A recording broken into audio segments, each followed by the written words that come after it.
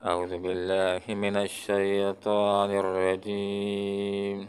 بسم الله الرحمن الرحيم. إن الذين سبقت لهم من الحسنى أولئك عنها مبعدون. صدق الله العظيم. سبحانك لا علم لنا إلا ما علمتنا إنك أنت العليم الحكيم. ان بشک الذین وہ لوگ سبقت کہ پہلے ہی فیصلہ ہو چکا ہے لہم جن کے لیے من ہماری طرف سے الحسنہ بلائی کا اولئک یہ لوگ عنہا اس سے جہنم سے مبعدون دور رکھے جائیں گے۔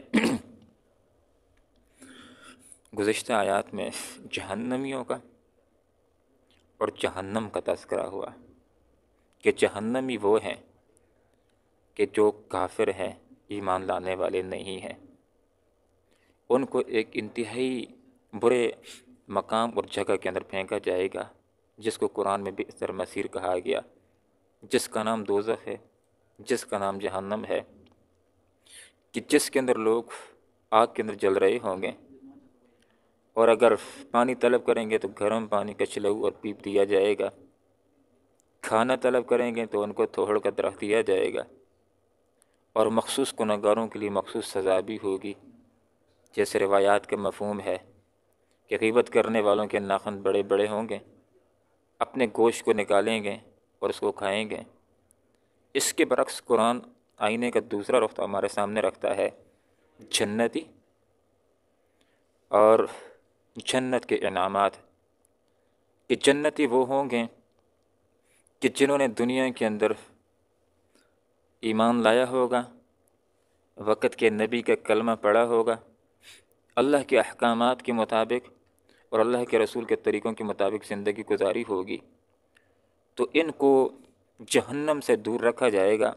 بے شک وہ لوگ کہ جن کے لیے پہلے ہی فیصلہ ہو چکا ہے لہم ان کے لیے من ہماری طرف سے الحسنہ بھلائی کا، جنت کا، ان لوگوں کو جہنم سے دور رکھا جائے گا۔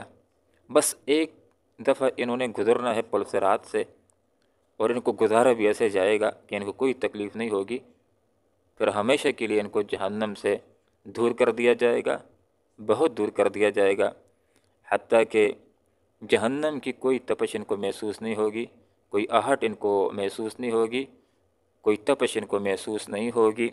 لا یسمعون حسیسہا، اللہ رب العالمین اہل جنت کو جہنم سے برے ٹھکانے سے اتنا دور کرے گا کہ یہ جہنم کی سرسراہٹ کو بھی نہیں سنیں گے، اس کی طرف سے ان کو کوئی آلائشیں، کوئی اثرات دکھ کے محسوس نہیں ہوں گے۔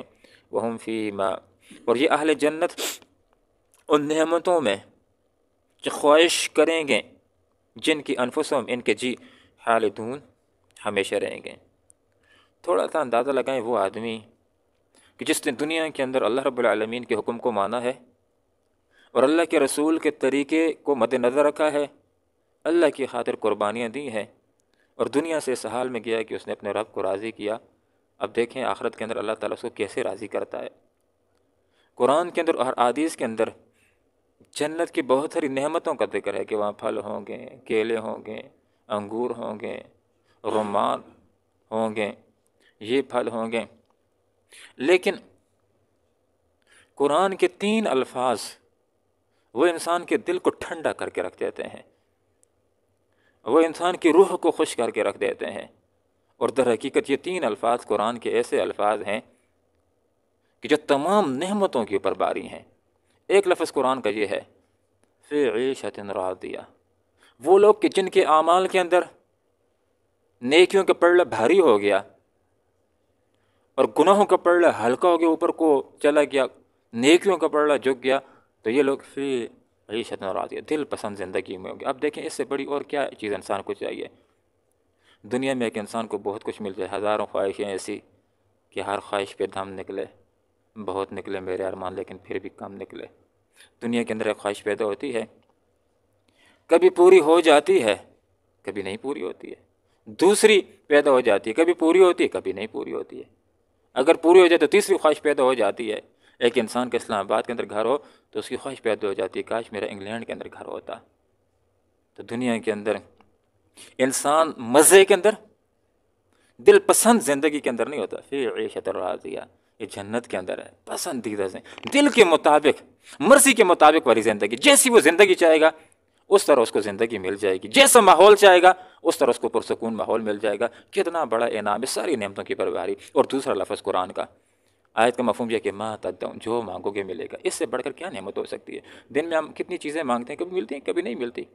خود اندازہ لگائیں، بچہ جو ابا جان کا اور امی جان کا بڑا ہی لاڈلا ہوتا ہے اور ان کا دل چاہتا ہے کہ بچہ جو بولے ہم دے دیں، لیکن کتنی چیز ہوتی ہے دن میں بچہ مانگتا ہے نہیں پوری کر سکتے. پوری کرنے کی خواہش کے باوجود بھی کہ بچہ جو منہ سے نکالے ہم حاضر کر دیں، لیکن بیچارے کبھی کر لیتے کبھی نہیں کر سکتے. دنیا کے اندر انسان جو مانگے اس کو مل جائے، ایسا نہیں ہو سکتا.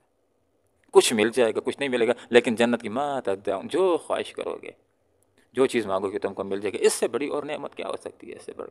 اور قرآن کا یہ تیسرا لفظ ذرا غور کیجئے، وہم، اور یہ اہل جنت، فیما، ان نعمتوں میں، اشتہت، خواہش کریں گے، جن نعمتوں کی انفسهم، ان کے جی، خالدون، ان میں ہمیشہ رہیں گے.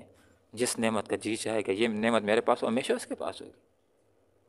یہ جنت بھی ہمیشہ، جنت کی نعمتیں بھی ہمیشہ، اور جنت کے اندر جنتی بھی ہمیشہ. انسان کی روح خوش ہو جاتی ہے جس وقت انسان ان آیات کو دیکھتا ہے. اور پھر آپ صلی اللہ علیہ وسلم نے بھی کمال انداز کے اندر پوری جنت کی نعمتوں کا خلاصہ بیان کر دیا. آپ صلی اللہ علیہ وسلم نے کیا پیارا ارشاد فرمایا، فرمایا کہ اللہ رب العالمین نے اہل جنت کے لیے جنت میں وہ نعمتیں تیار کر رکھی ہیں جن کو نہ آنکھوں نے دیکھا، نہ کانوں نے سنا، اور نہ دل کے اندر خیال گزرا. مفہوم یہ ہے کہ جنت میں جائے گا، جب نعمتوں کو دیکھے گا تو حیران رہ جائے گا کہ ایسی بھی نعمتیں ہو سکتی ہیں، اتنی پیاری نعمتیں. اور جب ان کو استعمال کرے گا تو حیران رہ جائے گا کہ ان نعمتوں کو اتنا زیادہ لطف ہے، اتنا زیادہ ان سے انسان کو لطف اور سرور اور مزہ ملتا ہے. کس قدر نعمتیں. اور اللہ تعالیٰ کی دیدار کی نعمت، اس کے تو کیا کہنے. حدیث کا یہ مفہوم ہے کہ جس وقت لوگ اللہ رب العالمین کا دیدار کریں گے، اتنا لطف آئے گا، اتنا مزہ آئے گا، اتنا سرور آئے گا، اتنا سکون آئے گا، اتنا چین آئے گا کہ جب دیکھتے رہیں گے تو باقی ساری کسی نعمت کی طرف دھیان ہی نہیں جائے گا. اس قدر اللہ رب العالمین کے دیدار کے اندر ان کو لطف آئے گا. وہم، اور یہ جنتی، فیما، ان نعمتوں میں، اشتہت، خواہش کریں گے جن نعمتوں کی، انفسهم، ان کے جی، خالدون، ان نعمتوں کے اندر ہمیشہ رہیں گے. دنیا کے اندر نعمتیں عارضی ہوتی ہیں، چلی جاتی ہیں انسان سے، لیکن جنت بھی ہمیشہ، جنتی بھی ہمیشہ، اور جنت کی نعمتیں بھی ہمیشہ. ذرا اندازہ کیجئے جنت کی نعمتوں کی طرف. لا یحزنهم الفزع الاکبر، غمگین نہیں کرے گی ان کو انتہائی گھبراہٹ بھی. یہ انتہائی گھبراہٹ کون سی ہے؟ علماء نے ایک قول یہ کیا موت کا وقت، دوسرا قول یہ کیا کہ جب اسرافیل علیہ السلام پھونک ماریں گے، تیسرا قول یہ کیا کہ جب جنت اور جہنم کے درمیان موت کو مینڈی کی شکل میں ذبح کر دیا جائے گا، بڑی گھبراہٹ کے وقت ہوں گے. ان اوقات کے اندر لوگ بڑی گھبراہٹ کے اندر ہوں گے، لیکن جن کے اوپر اللہ تعالیٰ کی رحمت ہوگی، جو اللہ والے، جنہوں نے دنیا میں اللہ کے لیے قربانیاں دی ہیں، یہ انشاءاللہ غمگین نہیں ہوں گے. جیسے کہ حدیث کا مفہوم ہے کہ آخرت والا دن، قیامت والا دن، وہ انتہائی پریشانی کا، انتہائی گرمی کا دن ہوگا کہ لوگ اپنے اپنے گناہوں کے مطابق پسینے کے اندر شرابور ہوں گے. کس کا پسینہ گھٹنے تک، کسی کا کمر تک، کسی کا گردن تک، لیکن 7 طرح کے افراد اللہ رب العالمین کے عرش کے سائے میں ہوں گے. جو ظاہر بات ہے جو اللہ کے عرش کے سائے میں ہوگا تو اوپر سکون ہوگا. وہ کون تھے؟ اس میں سے ایک امام عادل، ایک جس کی جوانی اللہ رب العالمین کی بندگی میں گزری، ایک جس کا دل مسجد کے ساتھ اٹکا رہتا ہے، ایک نماز پڑھ لیتا ہے پھر دوسری نماز کے انتظار میں ہوتا ہے. اور 2 وہ افراد کہ جو اللہ کے لیے محبت کرتے ہیں، اللہ کے لیے ملتے ہیں اور اللہ کے لیے جدا ہوتے ہیں. اور چوتھا وہ فرد کہ تنہائی کے اندر گناہ کا موقع ملا لیکن یہ کہہ کر کے انی اخاف اللہ، میں اللہ سے ڈرتا ہوں، گناہ سے بعد آ گیا، سنت یوسفی کو پورا کرنے والا. اور ایک وہ فرد بھی اللہ کے عرش کے سائے میں ہوگا اس وقت کہ جب باقی لوگ انتہائی گھبراہٹ میں، انتہائی پسینے کے اندر، گرمی کے اندر مبتلا ہوں گے. وہ آدمی بھی اللہ کے عرش کے سائے میں ہوگا کہ جس کے دائیں ہاتھ نے دیا اور بائیں کو معلوم نہ ہو. یہ اخلاص کے ساتھ نیکیاں کرنے والا، اخلاص کے ساتھ صدقہ کرنے والا. اور ساتواں وہ فرد بھی اللہ کے عرش کے سائے میں ہوگا، کوئی گھبراہٹ نہیں، پرسکون ہوگا کہ جو تنہائی میں بیٹھا اپنے گناہوں کو یاد کیا، اس کے آنسو بہہ پڑے. یہ توبہ کرنے والا، یہ استغفار کرنے والا. لا یحزنهم الفزع الاکبر، غمگین نہیں کرے گی ان کو انتہائی گھبراہٹ بھی۔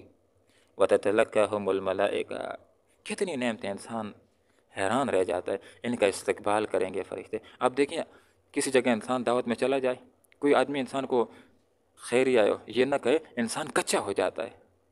لیکن یہ جنتی جنت میں جائیں گے، ایسا نہیں کہ وہاں پر کوئی سلام کرنے والا نہیں، فرشتے استقبال کریں گے۔ وہاں پر لوگ جائیں گے تو ان کو ایک خوشی محسوس ہوگی کہ آگے ہمیں کوئی لینے والا ہے، کوئی استقبال کرنے والا ہے، کوئی ہمیں دیکھنے والا ہے، کوئی ہمیں کہنے والا ہے کہ تشریف لائیے۔ ان کا استقبال کریں گے فرشتے، اور زبانوں سے بھی کہیں گے، کیا کہیں گے؟ یہ ہے وہ دن کہ جس کا تم سے وعدہ کیا جاتا تھا۔ یہ جنت، اس کا اللہ نے وعدہ کیا تھا۔ اللہ نے کہا تھا کہ میرے لیے قربانی دو، میرے حکم کے مطابق زندگی گزارو، تو تمہارے لیے وہ نعمتیں تیار کر رکھی ہیں جو کسی اور کے لیے تیار نہیں کر رکھی ہیں۔ تو یہاں پر یہ بات ذکر ہو گئی کہ فرشتے ان سے کہتے ہیں کہ یہ ہے وہ دن، یہ جنت والا دن، یہ جنت میں داخلے کا دن، اس کا اللہ رب العالمین نے تمہارے ساتھ وعدہ کیا تھا۔ اور اللہ تعالیٰ وہ ذات لا یخلف المیعاد، اپنے وعدے کی خلاف ورزی نہیں کرتا۔ جو وعدہ اللہ تعالیٰ کرتا ہے اللہ رب العالمین اس کو پورا کرتا ہے۔ اللہ نے یہ وعدہ کیا کہ لوگوں تم کو مارنا ہے، یہ وعدہ پورا ہو رہا ہے۔ اللہ نے وعدہ کیا قیامت کو لانا ہے، وہ وعدہ پورا ہوگا۔ اللہ نے وعدہ کیا کہ موت کے بعد، قیامت کے بعد اٹھانا ہے، یہ وعدہ ہی پورا ہوگا۔ اللہ نے وعدہ کیا ہے کہ حساب کتاب ہوگا، وہ وعدہ ہی پورا ہوگا۔ اللہ نے وعدہ کیا ہے کہ جو نیک لوگ ہیں ان کو جنت میں داخل کیا جائے گا، اس وعدے کو بھی اللہ نے پورا کرنا ہے۔ اور اللہ کا یہ وعدہ ہے کہ جو ظالم کافر ہیں ان کے لیے جہنم تیار ہے، ان کو جہنم کے اندر پھینکا جائے گا۔ اللہ تعالیٰ قرآن و سنت کو سیکھنے کی، سمجھنے کی اور اخلاص کے ساتھ عمل کرنے کی توفیق عطا فرمائے۔ آمین وآخر دعوانا الحمدللہ رب العالمین۔ ان بے شک اللہ دین وہ لوگ سبقت کہ فیصلہ ہو چکا ہے، لہم جن کے لیے پہلے ہی، ملنا ہماری طرف سے الحسنہ بلائی کا، اولئک یہ لوگ عنہا اس جہنم سے مبعدون دور رکھے جائیں گے، لا یسمعون نہیں سنیں گے یہ حسیسہ اس کی سرسراہٹ بھی، وہ ہم اور یہ فیما ان نعمتوں میں اشتہات خواہش کریں گے جن کی انفسم ان کے جی خالدون ہمیشہ رہیں گے، لا یحزنہم غمگین نہیں کرے گی ان کو الفضل الاکبر انتہائی گھبراہٹ بھی، وتتلقاہم الملائکۃ اور ان کا استقبال کریں گے فرشتے اور کہیں گے ھذا یہ ہے یومکم تمہارا دن، الذی جس کا کنتم توعدون تم سے دنیا میں وعدہ کیا جاتا تھا۔ اللہم ربنا آتنا فی الدنیا حسنہ وفی الآخرۃ حسنہ وقنا عذاب النار برحمتک یا ارحم الراحمین۔